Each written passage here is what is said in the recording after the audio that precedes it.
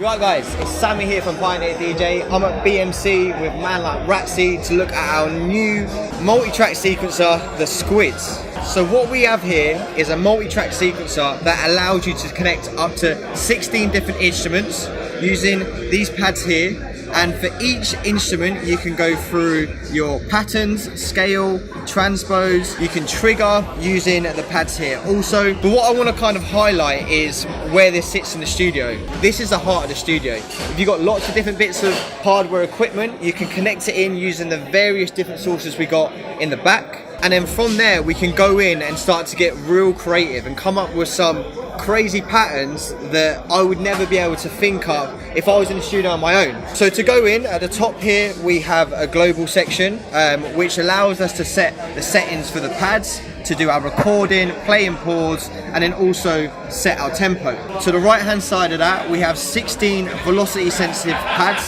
that have different pad modes. If you struggle with music production, we have preset chords and also a harmonizer at the bottom here. And where this gets really interesting, for instance, this is on a hat at the minute, and I'm going to trigger the hats in like this, and at the minute this will show tick, tick, tick, tick, tick.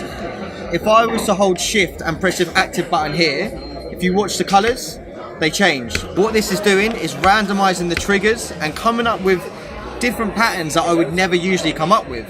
And to think that that's the first of it, because now we can go in and change the pitch, and that will random the pitch, random the gate, and random the velocity. I've just done that on a hat, and I can do that with anything that I have channeled into the Squid. So for example, the AS1 we have coming in on track 16. If I trigger these in, and then I go again, activate, this is now going to come up with different variations of bass lines that I wouldn't usually come up with. And that's the first step. Then we move over to the left hand side, where for me is the most craziest thing about this product. So at the top we have speed modulation. We also have your key select and scale select. We have arc for your scale mode. And one of my favorite bits is this running direction. So for example, when I press play on this, as you can see, it's starting from the left and running through my sequence. If I go down, it's now running down. Now it's going to snake. And for example, you can go in there and change it. You can flip your direction, you can do a reverse, you can do a switchback. There's so many different variations, it's crazy. Then we have here individual swing per track, and then we have groove bend that we can record in live.